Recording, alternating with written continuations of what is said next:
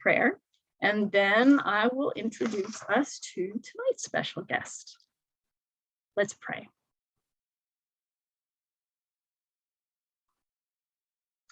There is a season of everything, a time for giving birth, a time for dying, a time for tears, a time for laughter, a time for mourning, a time for dancing. There is a season for everything.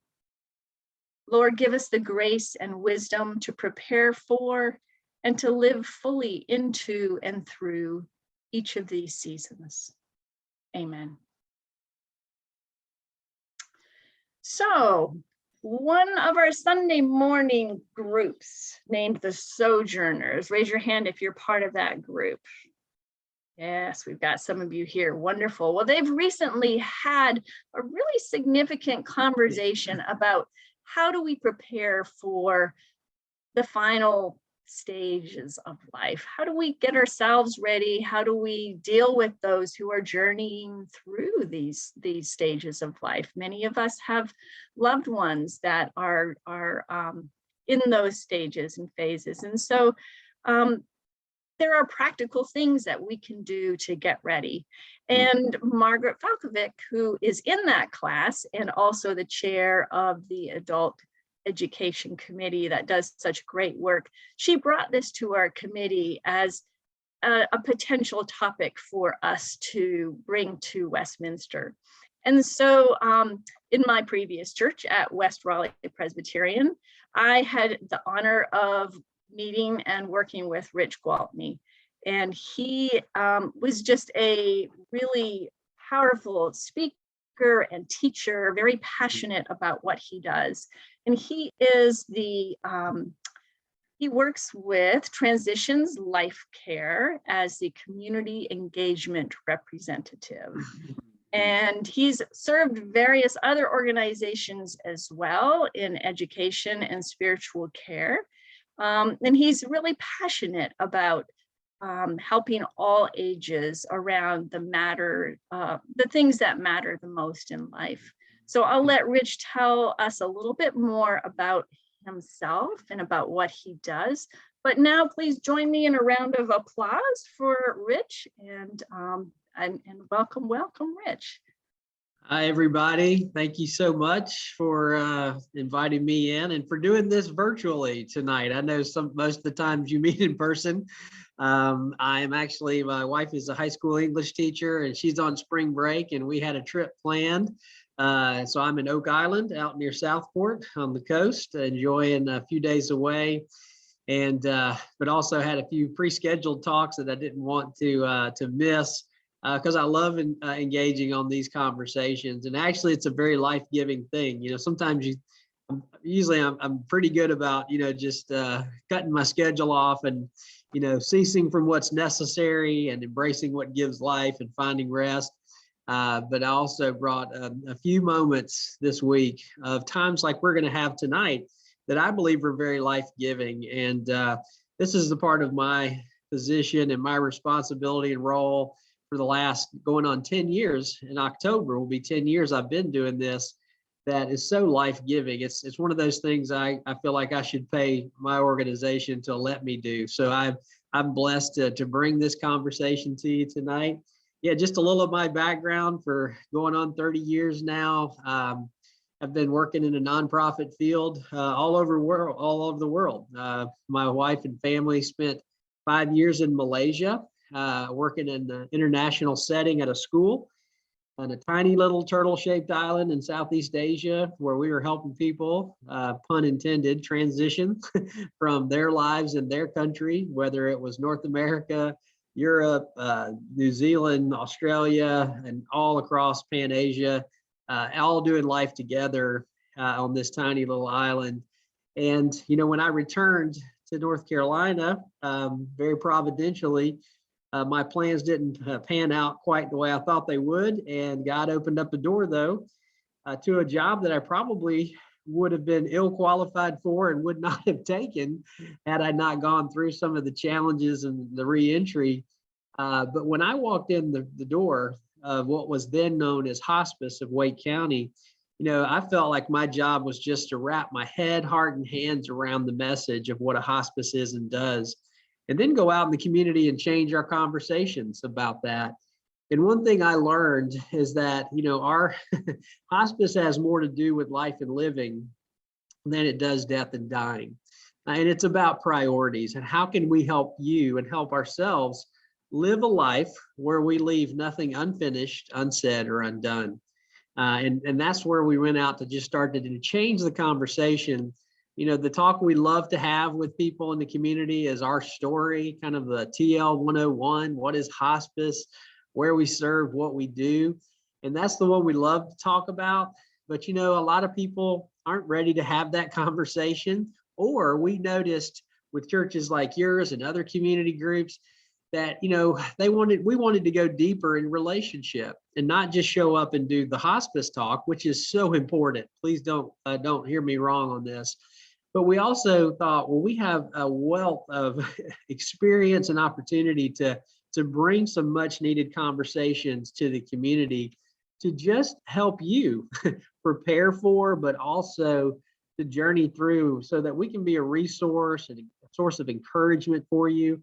If we don't have the resource, we hope to prompt you to help find that or to help you find that. And some of that came by just bringing new discussions and opportunities like this tonight that hopefully will be a catalyst to move you to action. I tell people, I hope our talks like tonight are two things. I hope they're truly inspirational and motivational. And by the root meaning of that word, those words, when you think about the word inspired biblically, we know the inspiration means God breathed. And I think about that, when God created the world and he created Adam and Eve, he literally breathed into their nostrils and what happened next? They awoke, right? I hope that tonight something that's said awakens you to see something for the first time or the first time in a long time. And hopefully there's a resource or a quote or something that happens that just prompts you to literally, when we talk about motivation, I'm not a motivational speaker. This is not Tony Robbins and 3 steps to the life you always wanted with no difficulty and creating your legacy plan for your life. But the root meaning of the word motivate is simply to move. And I hope to move you, not emotionally necessarily, but move you to act.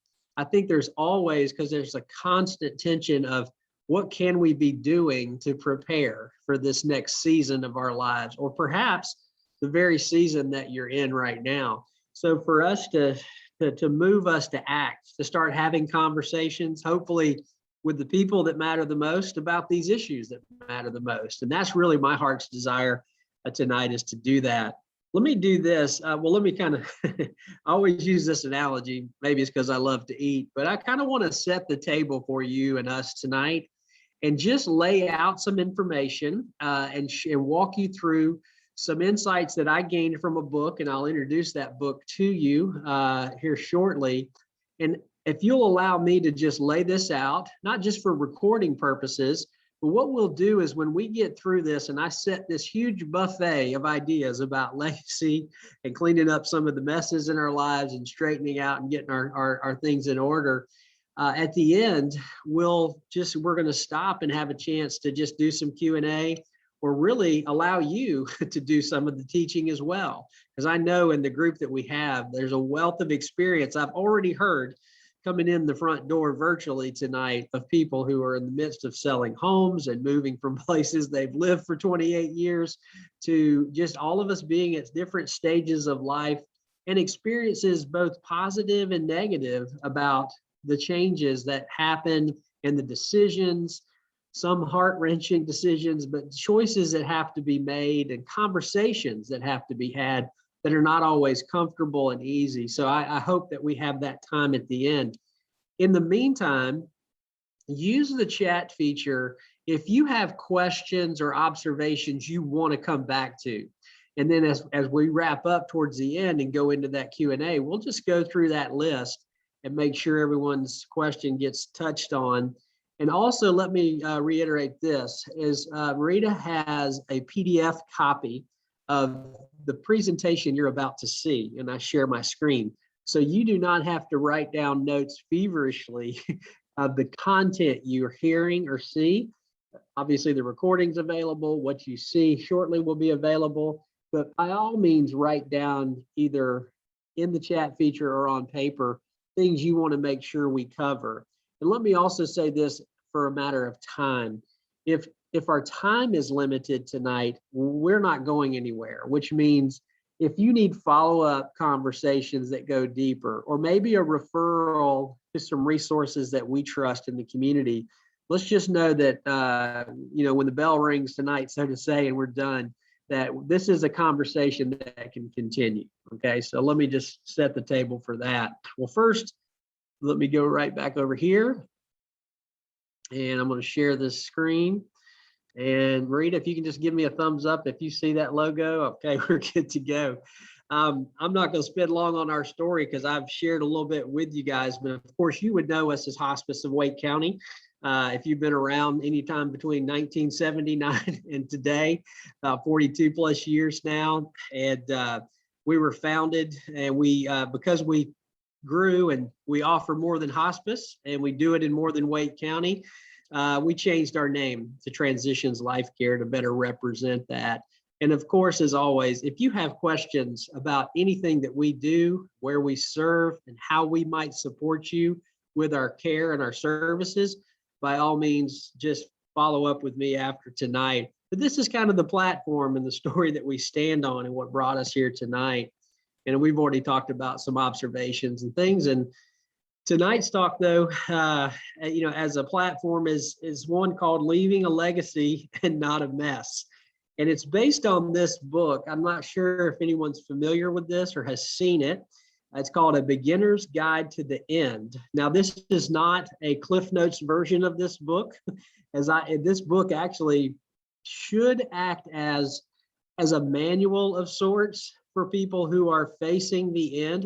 And by end, let's talk about, the final season of our lives and getting prepared for that. Not necessarily if you've got a terminal diagnosis, but as you all well know, we're all terminal, right? Our time is limited. Some of us have longer than others, and none of us knows how long that is. But as we prepare seasonally in our lives for this book really, really impressed me from a content standpoint. But what I did is I took 2 chapters of this book, and it really laid out well to talk about this idea of leaving a legacy and not a mess. I will say this as a side note, just like any of our book discussions we do, I tell people it's kind of like Oprah's book club. We're not trying to sell the book. You don't have to have read this, and we're not trying to get you to buy it, okay? We're taking some content from people who are very reputable in this area and just present you some key points. And on that line, imagine I'm Oprah in the sense that I'm not going to pay off your mortgage or buy you anything, and there's no gifts getting sent to you after tonight. But the idea is for us to really have a great discussion about this. I will say this about Dr. Miller. Looks like a very young guy, and you start looking, and as well as Shoshana Berger, his co-author. But he has an incredible story if you look into it, where he faced death and mortality at a very young age because of an accident, and lost limbs in his body, and was really near death. And it actually thrust him into professional preparation to deal with hospice and palliative care at a younger age. So, but that is kind of their story.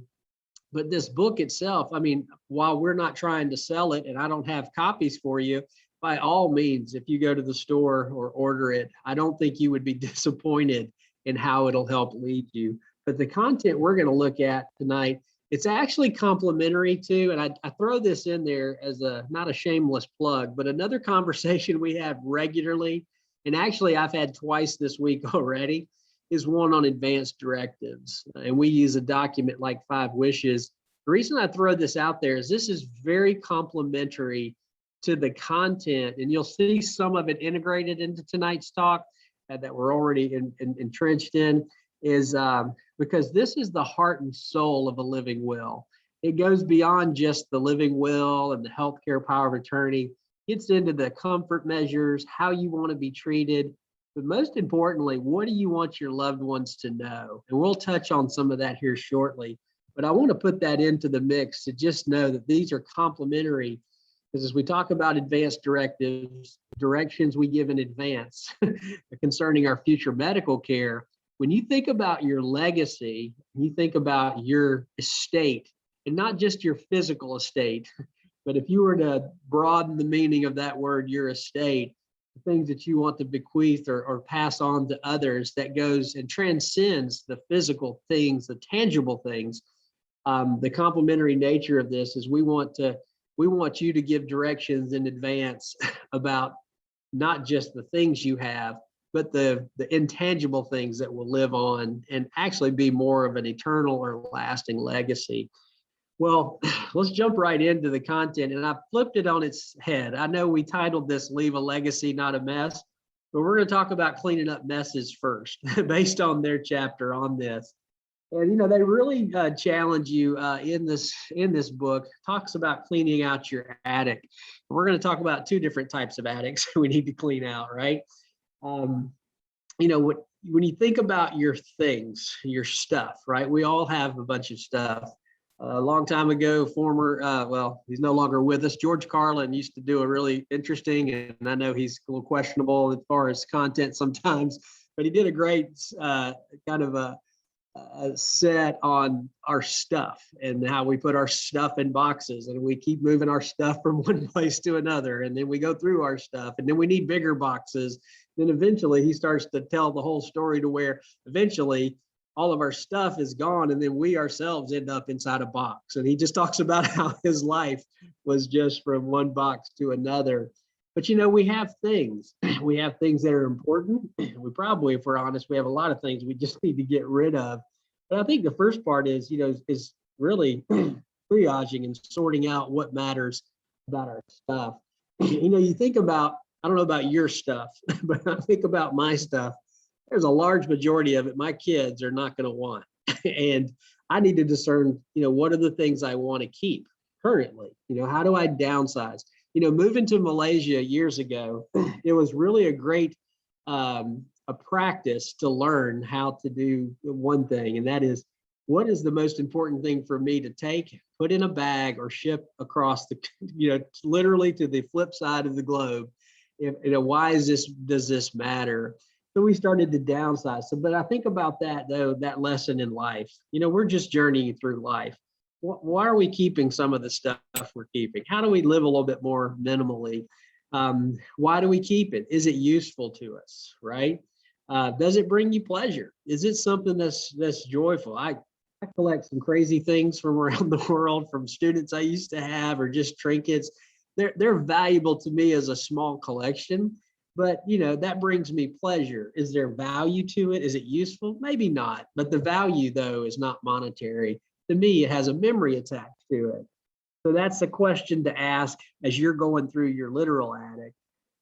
It can be overwhelming, but it is overwhelming, but it can also be cathartic. There's a process that sometimes just in saying goodbye to some things that maybe they are pleasurable or they're worth something to us, but we just know we can't keep them. So maybe there are some creative ways as we start to think about how do we dispose of or pass some of these on, and we're going to share those here shortly.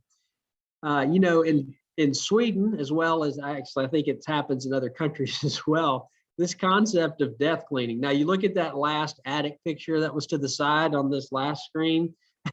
That's a very cleaned up version of what someone's attic would look like. Really, I wish mine in my garage looked like that. But you think about this crystal clear, cleaned out attic. The concept of death cleaning is that, as we age, we start to get rid of all the things that are unnecessary and start to tidy up what's left. And it's a process that takes time. It's not going to happen overnight. We did not accumulate all these things, so to say, overnight. But if we start through it, it's amazing how much satisfaction it can bring us, because we can now sort out what matters. And it's never easy for those that we're going to leave behind either, not just our stuff, but our own lives. But we can make it a lot easier. I don't know about you. I know in our family in the last, let's say 10 years, I know we have had the passing of a couple of grandparents, well, 4 grandparents in our lives, and different ones with different stories and different amounts of things, some more difficult than others, having to work through not just the estate and the legal side, but the stuff, not knowing where to find things. And it really can become a gift to our families, truly, for us to sort through the things and downsize the things that really need to get cleaned up. And this is about our the physical side of the tangible items we have. Already, Rita, thank you so much for giving us that kind of icebreaker question in the chat feature, just about, items we have that are valuable to us that we would like to pass on. And all of the issues we're talking about tonight were answered in that. When it comes to family heirlooms, we want to avoid the fight over things we have. Now, and we may not think there's going to be a fight, but there's a lot of emotional attachment to things that we have, value that our loved ones place on things.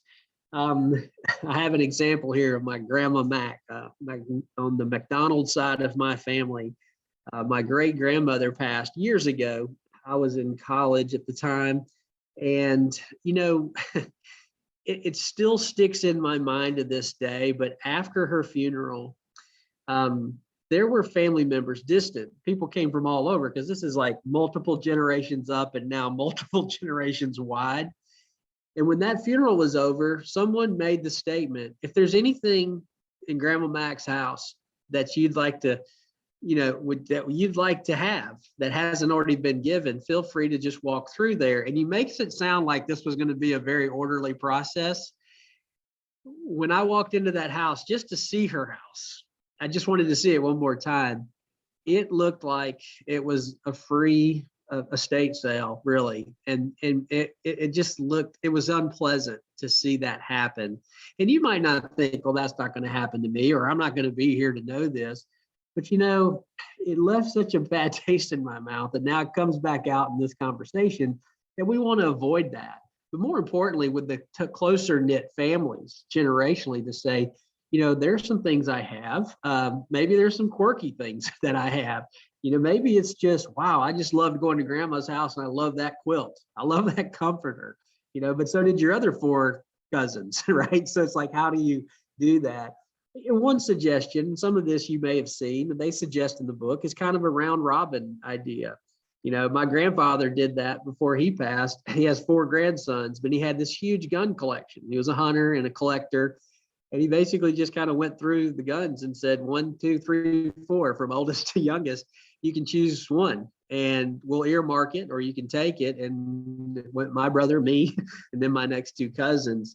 But kind of a round robin idea, if there are things, or to go through your house when you're ready for this with masking tape and you're just marking it. Maybe you're downsizing, like we've talked about already, but you don't want to necessarily sell it, because it's hard to recoup our losses, right? I mean, really, when you think about, I told this to my dad not too long ago. He sold his business, retired, sold the building. Thankfully, at just the right time. We've been waiting for years for him to finally just stop working. He probably works harder now that he's retired. But my point in this was, I remember telling my dad, your business, you're never going to get the dollar for dollar equivalent for the amount of blood, sweat, tears, time, and sacrifice you poured into this. But there's a value on it. And sometimes we hold on to things thinking, well, that diamond ring is worth more, or that brooch is worth more, or that has more personal attachment. And that's where we have to start sorting through these things. And it's not about just recouping losses financially. It's making sure that we're passing these on to people who will value them equally, or at least know the story behind the stuff. And there are stories there. So there are ways to do this, obviously, creative. And your own family's relationships and dynamic and how to navigate those waters. but they will give further, some ideas there, and they're easy to look up to see how other families have fared. And I'll be interested as we wrap up later to hear some of your ideas as well. Now, they do a great job too of touching on the idea of cleaning out your emotional attic. Now, they make the point that secrets and lies have a way of revealing themselves. Now, some of this might sound like something from the 80s and the Jerry Springer show, okay? And I'm not suggesting your family has got these kind of hidden secrets or things that are hidden far away. But the idea that, there were stories of, people who had hidden siblings and had second lives, and there were divorces or infidelities or relationships. And that does sound kind of, obviously difficult, waters to traverse and to go through. But, to think of that let's just put it this way, if there are secrets, if there are things that about your past or in your family that you need to clear up or clean up, some of these things as a legacy are best done while you're living, or if they need to stay secret, maybe there are some things that have to be done. So I'm not here to pry or to walk into your personal life, other than to say they're just things in all of our lives that we either got some explaining to do or we want to clear up some things, some of the messes maybe we've made or the pain we've caused, whether it's known or unknown. But again, that's up to our discretion.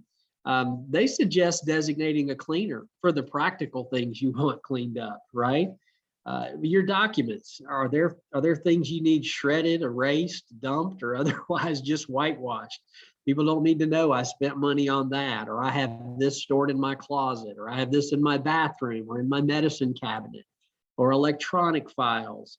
Might be letters I sat on that I wish I would have sent, or I was mad at somebody. It's like, I want to clean up those files. So it's not all the darker, seedy stuff or the deep secrets that are explosive, and very, sensational, like the first ones that I mentioned here. But some of it's just cleaning up some of the messes, right? And they don't have to be dark or have attachments to them, other than, somebody's going to have to go through your stuff. So there's things you don't want everyone to have to go through and have to read or look at, then designate a cleaner or clean them up while you have the capacity to do so. Some of this, and this is kind of a 2-for-1 or 3-for-1, counting 5 wishes tonight, just alluding to that. There is a book that we do a discussion on called The 4 Things That Matter Most. And it was written by a hospice and palliative care doctor by the name of Dr. Ira Byock. And there were things that he recognized, lessons that he learned from people who were dying, that he learned about living. And there were 4 matters of deep importance that almost everyone he saw this pattern needed to communicate before they could let go of life on this side of eternity and step into the next one. And it was seeking out reconciliation and just underscoring the importance of words. And the 4 things were, very simply, I forgive you. Will you forgive me? Thank you. And I love you. You see, when we think about, I tell people this quite often, our families are the people who bless you are going to stress you. The people you love are going to hurt you, and you're going to hurt them, usually unintentionally, but they're also going to be the very same people that you're most grateful for, aren't they? If you thought about the people, because it's the people we do life with that are the blessed, stressed messes that we need to make sure they know how much they mean to us. So when we talk about cleaning that emotional attic, for us to think about the people that matter the most. And let me underscore something on this point when it comes, and this is part of our legacy. It's a relational legacy. Simple theology class, going through college, the meaning of the word reconciliation is very simple, and that is the bringing together of 2 estranged parties. And we see that in our relationship with God and what Jesus did on the cross for us and how that reconciles God and man. But reconciliation in our lives might not always happen if we've been offended or hurt at a very deep level. Sexual abuse, emotional abuse, physical abuse, a serious falling out with a friend. reconciliation might not be possible, but the restoration and the satisfaction of knowing that I'm working towards that there can be on my half a cancellation of that debt so that I no longer have to live with that, whether it's something I've done or they've done to me, so that I don't have to bear the burden of that. I might not be able to save the relationship, but if our lives are a story and there's a relationship in your life that if you were to die today would end up leaving a legacy of pain, there might be time for a little bit of a plot twist in our stories, isn't there? There's always an opportunity to maybe that twist of that story is we can leave a legacy of joy or a legacy of reconciliation, or at least that hope. Because there in this book alone, they talk about the idea that, there are people at the end of life. There was an extreme measure of forgiveness needed between a father who was dying and a daughter who was offended at a very deep emotional and physical level. And that encounter needed to happen for both of them. And you see, that's cleaning up some of that emotional, baggage in our attic that needs to be gone through. So our pain, they say actually in this book, and I coupled this with Dr. Bayek's quote, our pain may die with us, but not necessarily with those we leave behind. So I guess the question, and these are rhetorical, and it's always the heart work that's the hardest work to do, but are there relationships in your life that are less than what they should be? And to the extent that we can do something about it, is there some way that we can address that pain, whether it be through some creative means or just personally just seeking out the person to attempt to reconcile, to draw attention to places where we may have fallen short.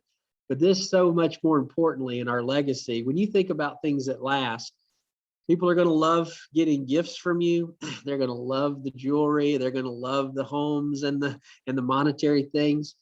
But knowing that you cared enough to at least acknowledge that there was a problem and that you sought out at least the path of forgiveness and reconciliation, but also to let people know. I tell people this, I love to tell people to their face what I say about them behind their back. And I mean that positively. I think great things about people I love and I work with and I have in my family. And sometimes I just need to stop and say, let me tell you what I've been saying about you behind your back. I tell people what an incredible person you are and how much of an impact you've had on my life because you made this deposit. You spent this time. You cared for me. You prayed for me. You were there for me. You believed in me. And I love you for that. And, so just again, don't underemphasize the importance of our words and that gift that we give to our loved ones. The bottom line of this first point about cleaning up our messes comes from Dr. Miller and Shoshana Berger.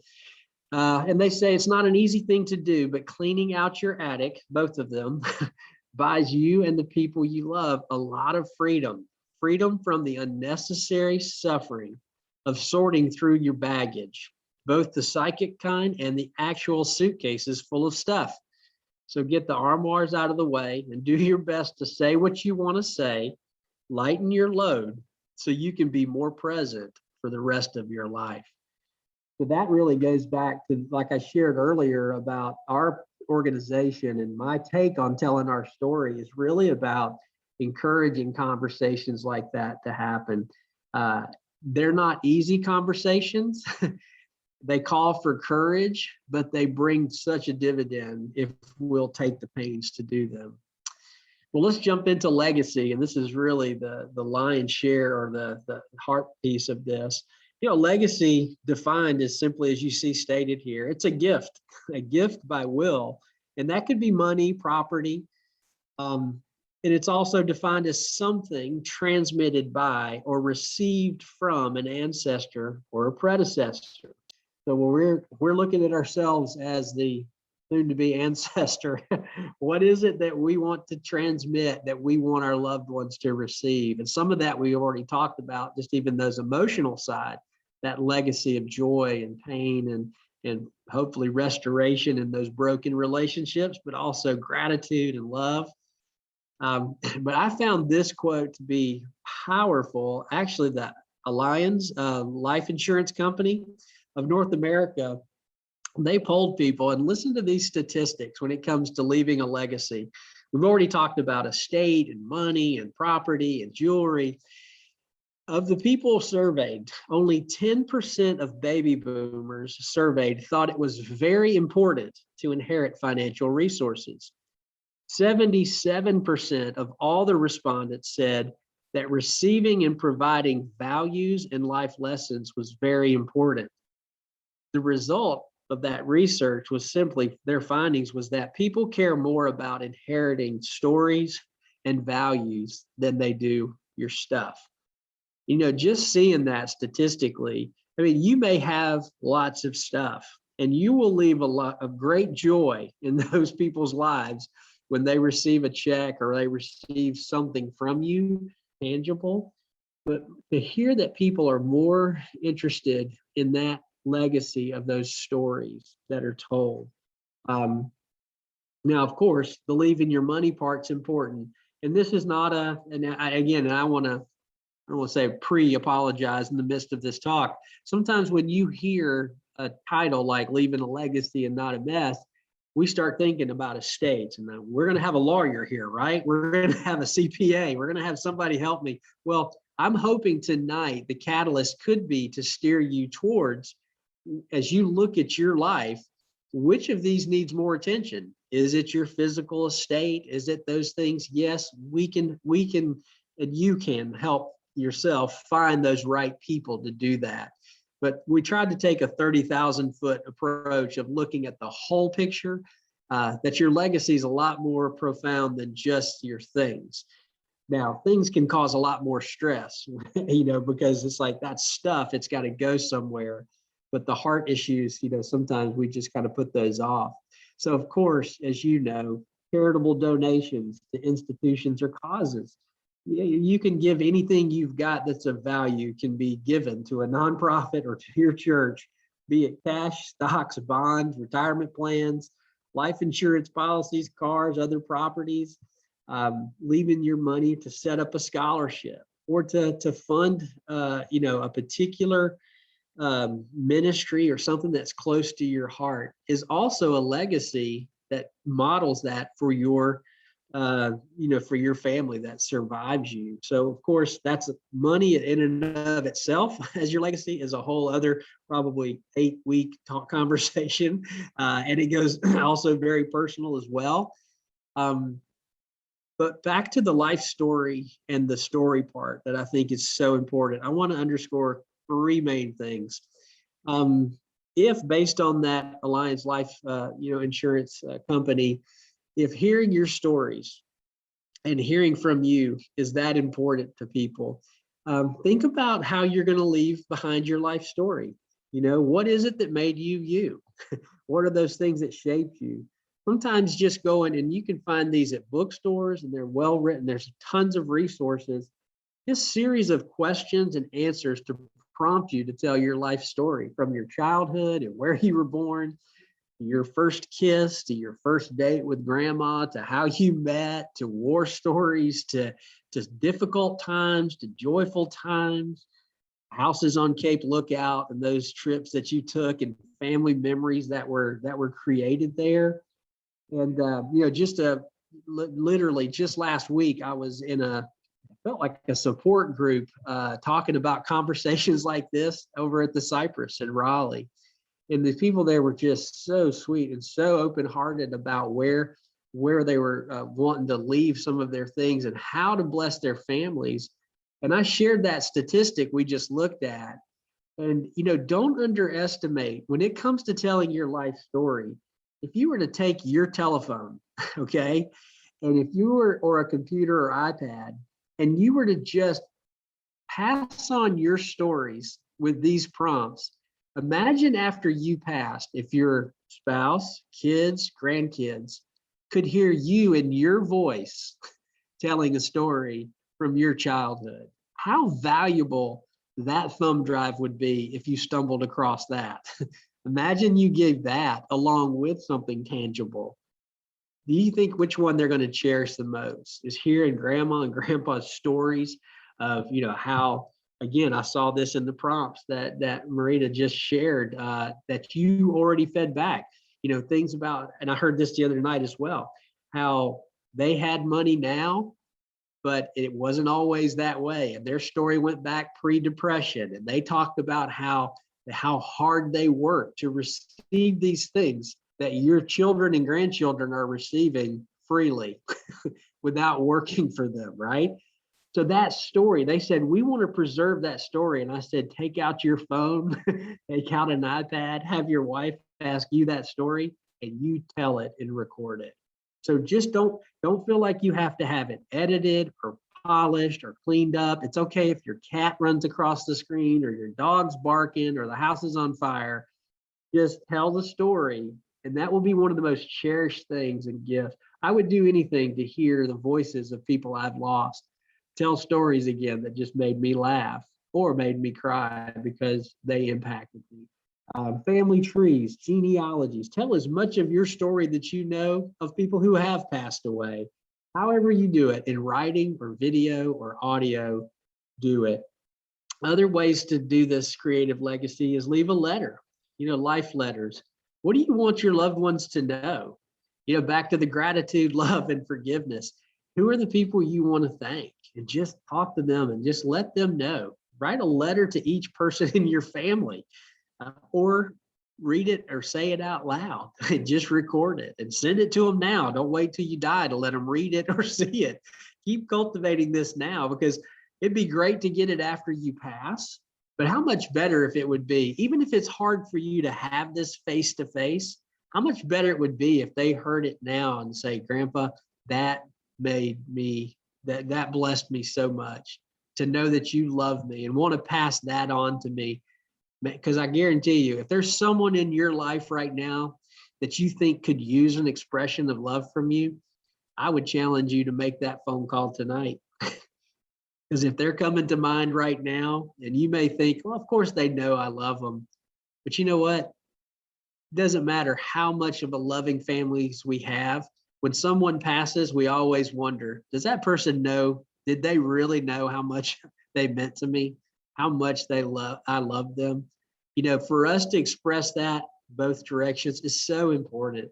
So write the letters, print them out, give them to them. Don't stack them away with your advanced directives or your estate plan. So, I want to share some of my heart work with you. I want you to know how much you've blessed me as your father or your mother, and I want you to know I love you.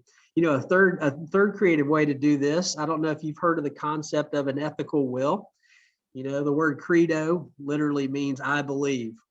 Take a pad of paper or do it on video and just write the words out, I believe, ... and just start writing. What are your values and beliefs? Not just, it can include your doctrine, your theology, your faith, but it can also values and beliefs and life lessons you learned the hard way. Those are always the ones that stick with us. What a great legacy to pass on to next generations. Imagine the picture of, you're 18, your grandson's turning 18 and you passed away before they did. What do you want to say to them when they graduate, when they get married, when they have your great grandchild? It's like, how is it you want to, what do you want them to know? What do you wish you knew and that someone would have told you when you were 18?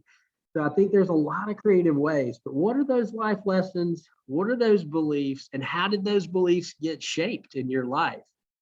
Now, back to the qualification here, that if you did come here tonight and you're hoping to do an estate plan, and now you're getting a heart estate plan, because there's a bit of real estate in your life that your kids and your grandkids and your family members want. And it has a lot less to do with the tangible. It has so much more to do with this part and these are the legacy items that will last. These are enduring legacies. They get passed on from generation to generation, this legacy. And this, of course, our faith stories, how you came to faith, how you struggled with your faith, questions you weren't afraid to ask, and ways that God rescued and intervened in your life in powerful ways. There is no greater, longer lasting legacy than sharing our faith with another generation. That's actually what I got called into. I got saved out of a very difficult high school situation. I got kicked out of some of the finest schools Atlanta, Georgia had to offer. I failed 23 classes. I made 19 Ds. I was far from a scholar, but I walked into a Wendy's restaurant of all places, and I heard a story that changed my life forever. And I left that morning a brand new person. Not a better version of the old me, not more religious, but absolutely transformed. And that decision that day to follow Christ changed everything about my life forever. And I have not stopped telling both that story of that incident and that story, the gospel, for the rest of my life. And I pass that on the best I can to my family, my kids, and my extended family and strangers and anyone who'll listen for the last 34 or 5 years now, because that's part of my story. But it's such a legacy to pass on. And I just don't want you to overlook that possibility of how important that is. Well, the bottom line of leaving a legacy based on the author's words were this. We're making a statement in this. We're making a statement in our legacy that you were here.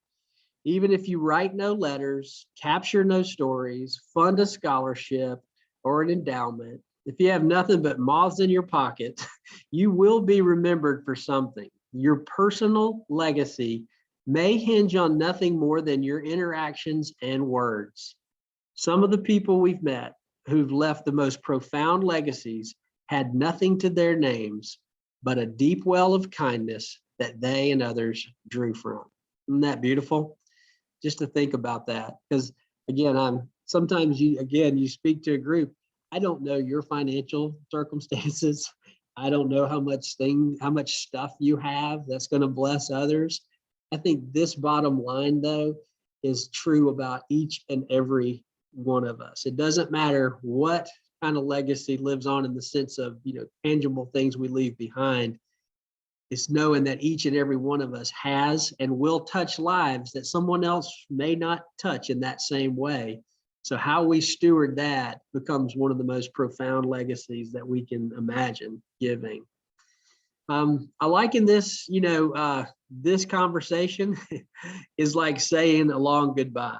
I hate using cliches like a bucket list because, on bucket lists, what do we put on bucket list? I'm in Oak Island right now, and I saw somebody today jump out of a perfectly good operating airplane. And I don't know why. Was that on their bucket list to go parachute?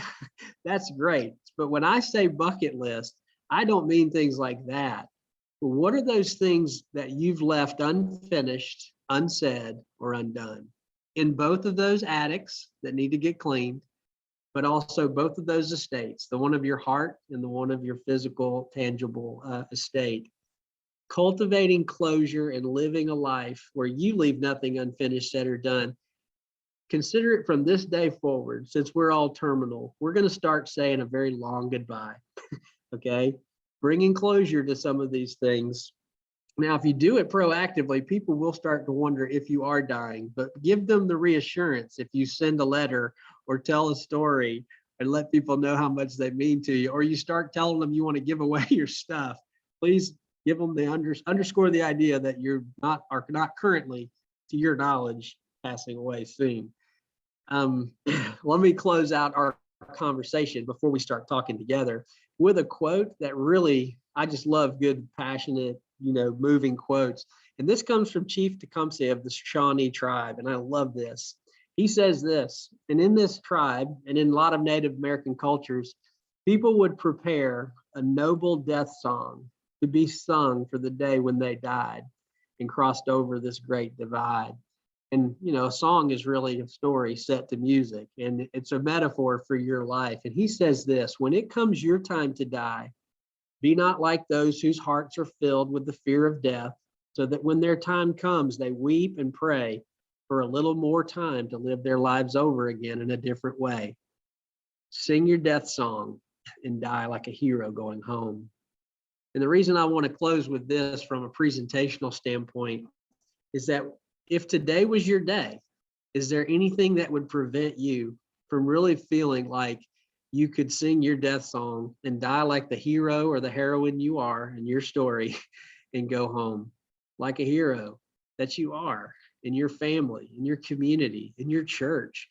And whatever comes up that says, this would be a regret, how can I address it? This conversation, how can I set this up and make it happen? Or maybe it's a to-do list of items that I need to get done, but let's start to work on it. Live our lives so intentionally that when it does come our time to die, we don't have to fear death when it comes. We don't have to pray for a little more time. We know we've lived intentionally, purposefully, and according to our values, our faith, and the things that matter the most to us. Well, there are some resources I'll add. Remember, you're going to get this from Marita, everything from our website. There's some things on, more options that I'll share with you here, how to get connected with us, some more subjects we talk about, our education menu. But let's also, look at on a deeper level. There are a lot of other resources maybe we can help you get in touch with after tonight. But I want to just kind of turn our table a little bit. And I'm not sure, Marita, if you want to stop the recording so people can share, or if you want to keep the recording, and if everybody's comfortable with whatever you'd like to share. But I just want to open this up. If there's something in the chat feature, we'll look at it, but I know that's a lot to hear from me and from one voice, but I'd love to hear from you. Is there something that you heard tonight that maybe was catalytic that says, yeah, you know what, I've got some work to do? Maybe you want to bear that with all of us and just share what that is, or maybe it was a quote or a thought, but let's just open it up for a little bit of time just to get a little feedback on some of the content. And feel free to unmute yourself or raise a hand, or Marita, maybe I'll let you facilitate a little bit too.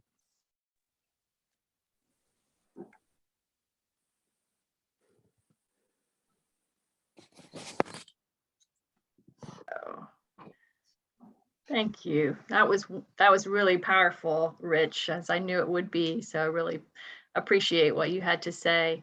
Thank you. And I know that there's a lot of folks who are now thinking, okay, what does this mean? Who has a question or a thought that they'd like to either share with the group or ask of Rich? Yeah. And I've got everybody on gallery view, so I do too. Yeah, just unmute yourself if you just have a thought. It's less about just the feedback, but is there somebody that has some work they feel like they might need to do? I do.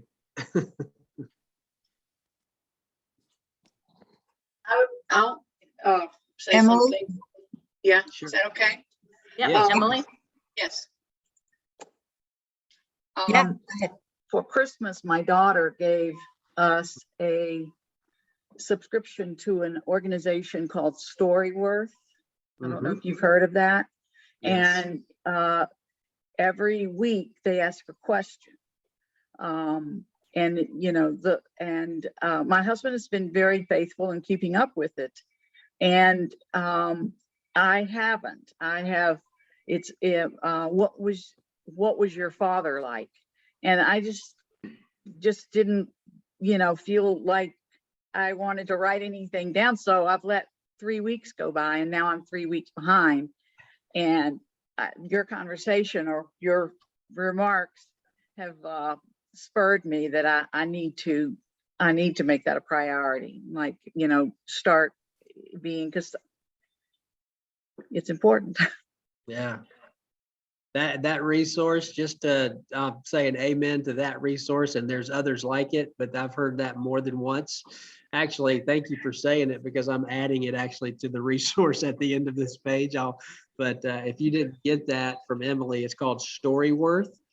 And it just gives you regular prompts of ways and things to write your story. But that doesn't mean that hard work is not hard work.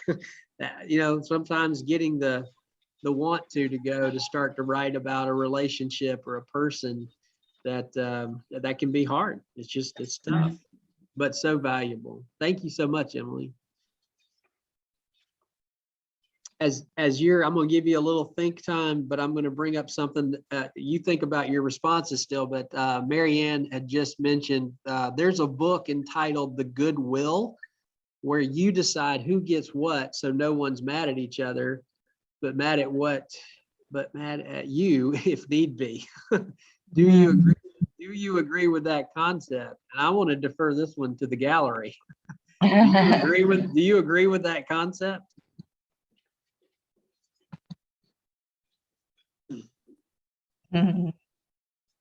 I see some faces getting. Peggy, you were Peggy, I don't know you, but you were shaking your head no. What tell us your thoughts? Well, it's not a big deal, but I do remember that my dad, after my mom died, my dad gave pieces of jewelry to each of us, and it was very nice that he did that, but it didn't necessarily match up with who wanted what. And it's not, again, it's not something that makes a big difference, but when you decide what everybody gets, it's probably a good idea to ask them what they want. Thank you. That's good. That's good clarification. Does anybody have it's a free for all really, but any stories maybe from your own personal life were like that? Those are powerful because that resonates. You know, we want to make sure we don't repeat some mistakes. In some families it might look a little different on, but yes, Suzanne. Well, I have a pretty recent story. My father died last year and my mother had already died a few years before that. And my father had left it up to me what to do with all of his stuff. Well, you can imagine that didn't really make my brother very happy. So I basically took pictures of everything and let him have a chance to say what he wanted. And then if we overlapped something, then we just talked about it and figured out who should have it. And that kind of made him happier. So I kind of agree with both of those things. On the one hand, if he had just given stuff away ahead of time, then I wouldn't have had to deal with it. But you know, we also figured out who wanted what. So it's sort of both, you know? Yeah, that's great.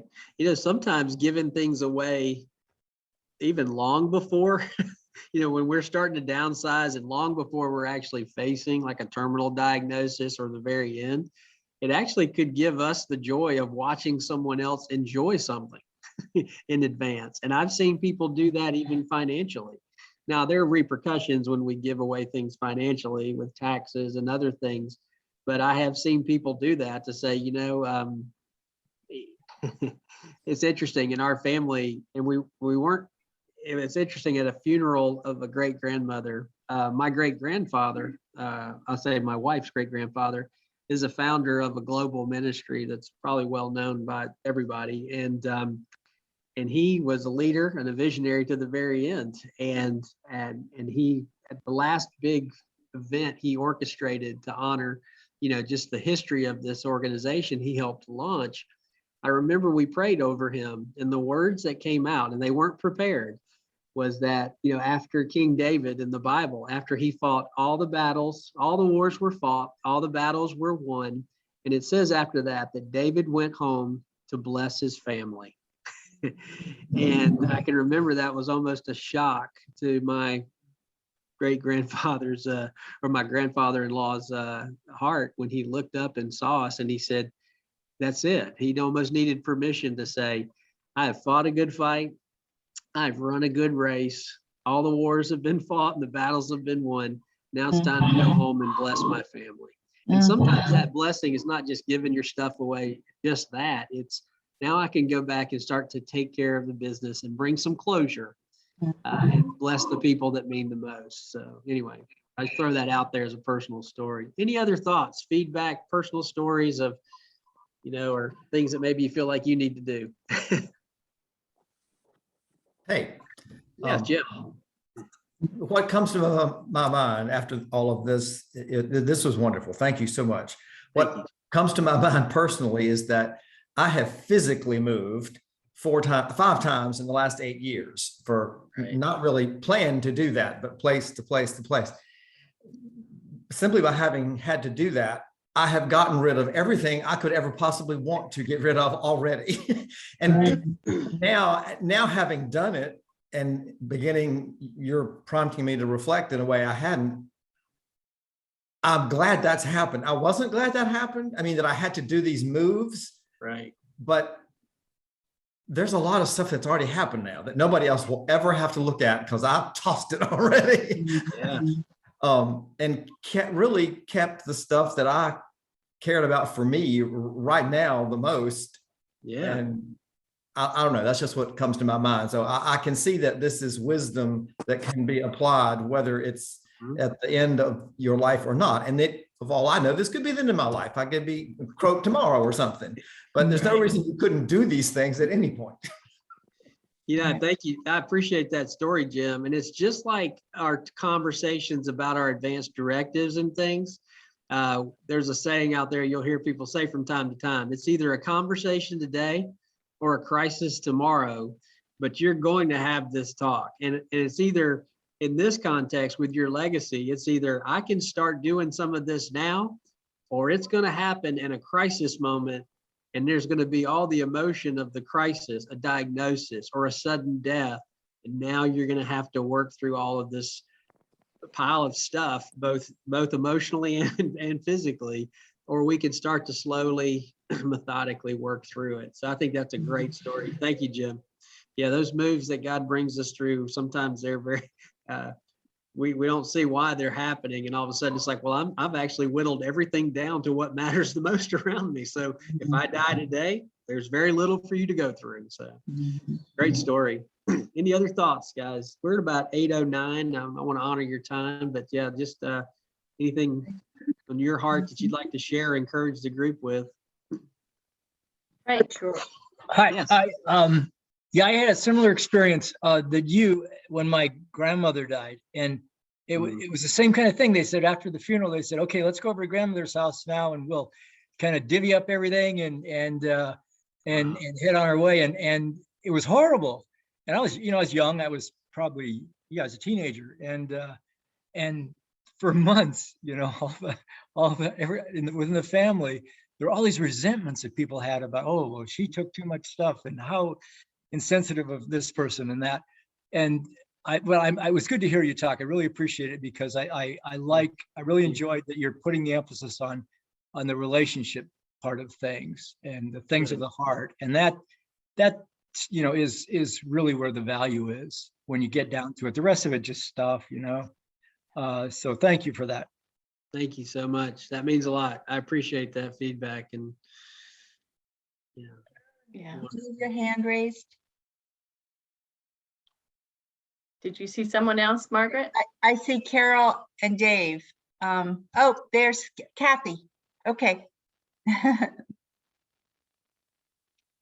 You're muted, You're Kathy. muted, Kath. Sorry, Kathy, you're muted. There you go. Now, can you hear me? Yes. Something I did for our grandchildren I could share. My husband and I had 6 grandchildren, and my husband passed away about 5 years ago. And that next Christmas, one thing I did for the 6 grandchildren, I went through all my pictures, and I have thousands. I'm a big picture person. And I found 10 pictures of each grandchild with their grandpa. Wow. And they make these picture frames that say grandpa and me, or whatever you call your grandparent. But we did ours for grandpa. And so I bought 6 frames, and I put 10 pictures in each frame for the grandchild, and they all opened them up at the same time. And I think they will cherish those forever. And it's just that grandchild with grandpa, not everybody else. Wow. That's sweet. And another thing, when my mother passed away, after my father had already passed away, there were 3 of us girls. And what we did was divide things, like when we went to the house, we would divide things into categories, like the jewelry or the pictures on the walls or the mirrors or whatever, and had all these different categories. And we just drew numbers. you know, decided who was going to pick first, second, or third. And we went through everything just like that. And we didn't have any problems at all. Mm. You That's know, great. just going in order of whose turn it was to pick something. Yeah. That's And great. What a great Just a story. suggestion. Mhm. Wow. Wow. That's great. Karen, Karen. how about you be the This last is- one, Karen? This is a totally different twist on the story, but a year ago, John and I got married and we combined households and we have 5 children between us. And so we had a lot of stuff and we took pictures of everything, shared it with our kids. And if anything, we had so much that we wanted to give away. And our kids were all like, well, you can't get rid of that. You can't get, you know, I had that when I was 2, or all the Beanie Babies and this, and you can't get rid of that.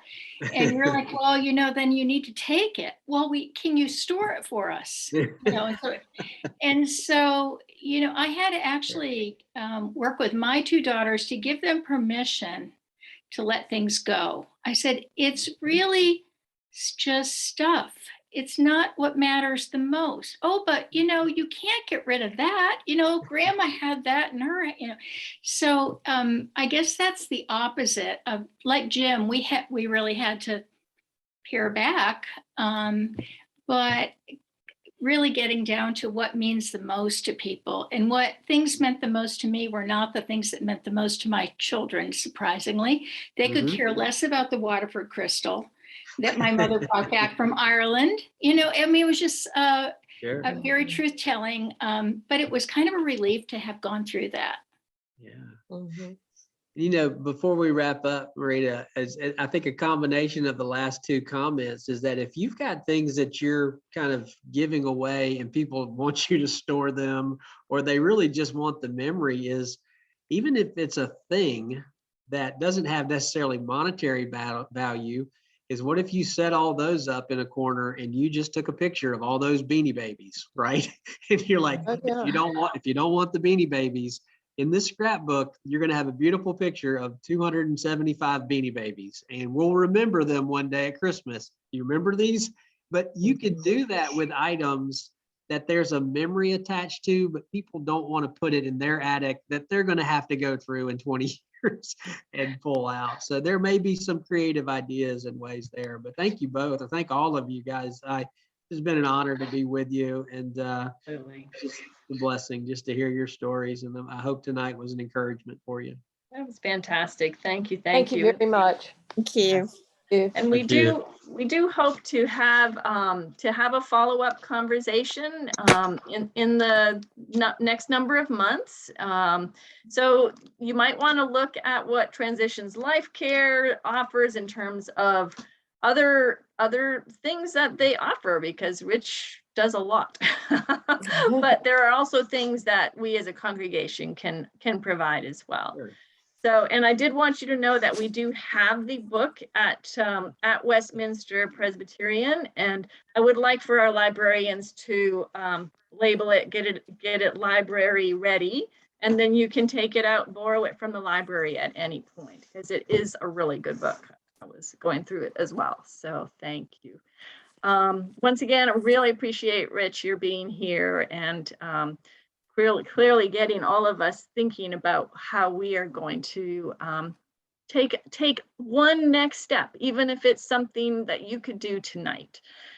Making a phone call, starting that letter, or getting your phone out and recording a story. There are so many ways just to take one next step. So thank you. Awesome. Thank you. Chris, would you be willing to close us with prayer?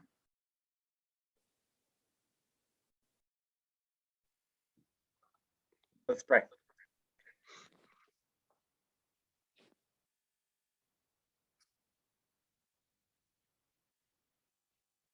Holy God, we give you thanks for spaces you create, even via all this strange technology that we're still not quite used to.